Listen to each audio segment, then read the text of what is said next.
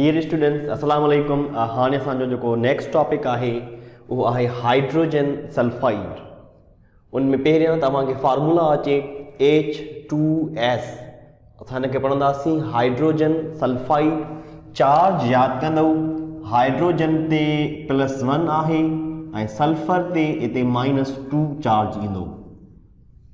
हिन में 3 पॉइंट्स हूंदा हाइड्रोजन सल्फाइड जे बारे में जेके अहम आहिनि, बाक़ी त प्रो टॉपिक पढ़ूं था। पहिरियों त हाइड्रोजन सल्फाइड खे प्रिपेयर कयो वेंदो आहे किप्स एप्रोटस जे ज़रिए लेबोरेटरीअ में।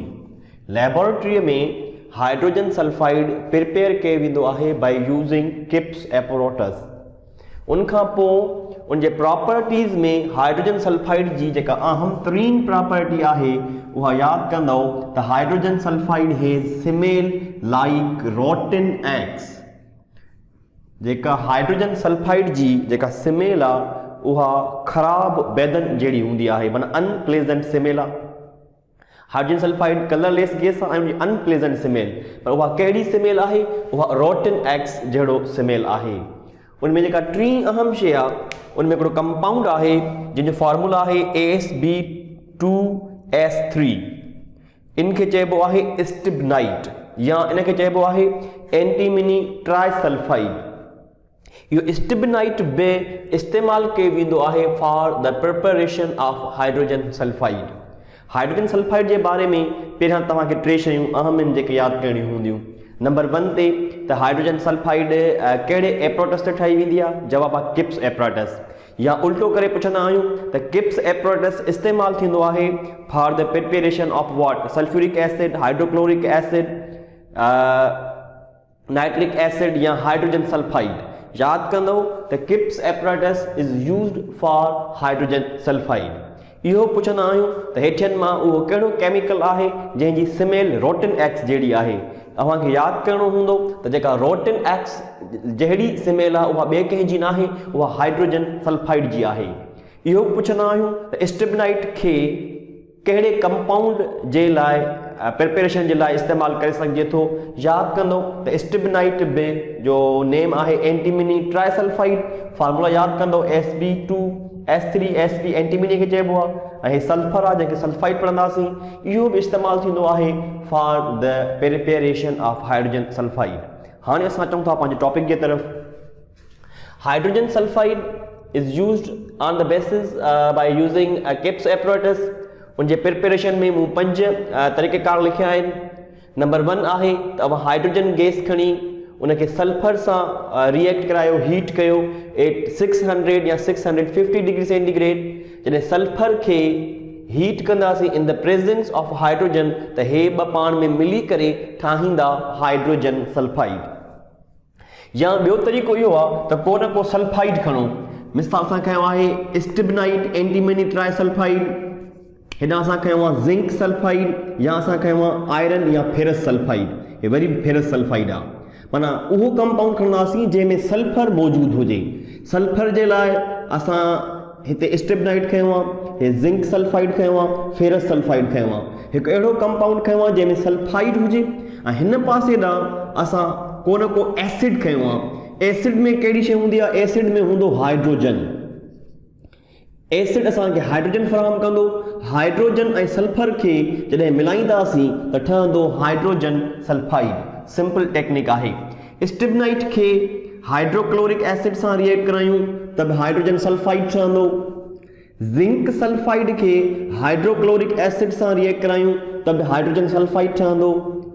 फेरस सल्फाइड खे हाइड्रोक्लोरिक एसिड सां रिएक्ट करायूं त बि हाइड्रोजन सल्फाइड ठहंदो। जेकॾहिं हाइड्रोक्लोरिक एसिड न हूंदो त पोइ असां सल्फ्यूरिक एसिड बि खणी सघूं था। जीअं हीअ आयरन सल्फाइड आहे, फेरस सल्फाइड खे सल्फ्यूरिक एसिड सां रिएक्ट कराइबो त हाइड्रोजन ऐं सल्फर पाण में मिली करे प्रोडक्ट ठाहींदा हाइड्रोजन सल्फाइड। त हाइड्रोजन सल्फाइड ठाहे सघिजे थो स्टिबनाइट मां, ज़िंक सल्फाइड मां या फेरस सल्फाइड मां by reacting it with hydrochloric acid और सल्फ्यूरिक एसिड। हाणे असां अचूं था उनजे प्रॉपर्टीज़ जे तरफ़। जेका मेन प्रॉपर्टी आहे हाइड्रोजन सल्फाइड जी उहा इहा आहे त उनजी स्मेल रोटन एक्स जहिड़ी आहे। हाइड्रोजन सल्फाइड एक पॉइजनस गैस आहे, ज़हरीली गैस आहे। याद कंदो त best antidote for hydrogen sulphide poisoning is very dilute chlorine. Hydrogen sulphide एक पॉइजनस गैस आहे, उन जे ज़हर के अगर को उन के एब्जॉर्ब करे वियो आहे, बॉडी जे अंदर इनहेल करे वियो आहे, त उन जे असर के ख़त्म करण जे लाइ इस्तेमाल कयो वेंदो आहे डाइल्यूट क्लोरीन खे। याद कंदो त बेस्ट एंटीडोट जेको हूंदो उन जे ज़हर जे असर के ख़त्म करण जे लाइ उहा वेरी डाइल्यूट क्लोरीन हूंदो। अच्छा, hydrogen sulphide is strong which agent? Reducing agent। याद कंदो त हाइड्रोजन सल्फाइड रिड्यूसिंग एजेंट आहे because sulphur contain -2 charge. Hydrogen sulphide में जेका सल्फर ते जेका चार्ज मौजूद आहे उहा -2 आहे। हिन सल्फर ते सेंट्रल एटम ते -2 चार्ज होने जे करे जेको हाइड्रोजन सल्फाइड एक्ट कंदो उहो कंदो as a strong which agent, reducing agent. छाकाणि because sulphur contain -2 charge and hydrogen sulphide burns with colour याद कंदो blue flame in air and form sulphur dioxide and water vapours. जेकॾहिं असां hydrogen sulphide खे ॿारींदासीं त उहो हवा में ॿरंदो, पर उन जो जेको शोले जो कलर हूंदो उहो ब्लू कलर हूंदो। Hydrogen sulphide is non linear molecule with bond angle 92.2 degree centigrade and bond distance 1.34 degree angstrom। याद कंदो त विच ते सल्फर आहे, हिन जे ॿिनि पासनि ॾांहुं हाइड्रोजन आहे। हीअ स्ट्रक्चर आहे H2S माना हाइड्रोजन सल्फाइड जी। हीअ लीनियर न आहे। अगर हीअं हुजे हा लेट सपोज सल्फर ऐं ॿ हाइड्रोजन त पोइ चऊं हा त हाइड्रोजन सल्फाइड लीनियर आहे, पर हाइड्रोजन सल्फाइड लीनियर ना है। याद कंदो त हाइड्रोजन सल्फाइड ई ना है, हाइड्रोजन सल्फाइड नॉन लीनियर आ, माना एंगल ते बेंट स्ट्रक्चर आ हिन जी, या असां चवंदा आहियूं एंगुलर स्ट्रक्चर आहे।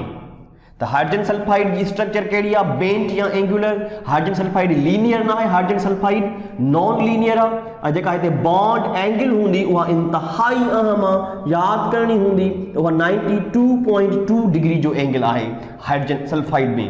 ऐं हीउ जेको डिस्टेंस हूंदो हाइड्रोजन ऐं सल्फर जे विच में जेको बॉन्ड डिस्टेंस हूंदो उहो याद कंदो 1.34 डिग्री एंगस्ट्रम आहे। त हाइड्रोजन सल्फाइड जी स्ट्रक्चर पुछो वेंदो आहे त लीनियर आहे या नॉन लीनियर आहे। जवाब याद कंदो हाइड्रोजन सल्फाइड जी स्ट्रक्चर नॉन लीनियर आहे। बॉन्ड एंगल पुछी वेंदी आहे हाइड्रोजन सल्फर ऐं हाइड्रोजन जे विच में, उहा एंगल याद कंदो हाइड्रोजन सल्फाइड जी एंगल इंतहाई अहम आहे, उहा 92.2 डिग्री जो आहे। डिस्टेंस इन में हे जेको डिस्टेंस आहे इहो इन में 1.34 डिग्री एंगस्ट्रम आहे। उन खां पोइ इन जे सोल्युबिलिटी जे बारे में असां लिखियो आहे त it is soluble in water and solution of hydrogen sulfide is called as hydrogen sulfide water which is acidic in nature। Hydrogen sulphide water में सॉल्युबल आहे। जॾहिं असां उनखे वाटर में डिज़ोल्व कंदासीं त उन सोल्यूशन खे चइबो आहे, जंहिंमें असां हाइड्रोजन सल्फाइड विधी आहे उनखे चइबो आहे हाइड्रोजन सल्फाइड वाटर। ऐं यादि कंदो त हाइड्रोजन सल्फाइड जेका नेचर में आहे उहा एसिड आहे, एसिडिक इन नेचर आहे। उन पाणी हाणे बिहेव कंदो as a slightly acidic. I hope अव्हांखे हाइड्रोजन सल्फाइड जो कॉन्सेप्ट काफ़ी हद ताईं क्लियर थी चुको हूंदो। हाणे असां चऊं था पंहिंजे नेक्स्ट टॉपिक जे तरफ़। Thank you very much. अल्लाह हाफ़िज़।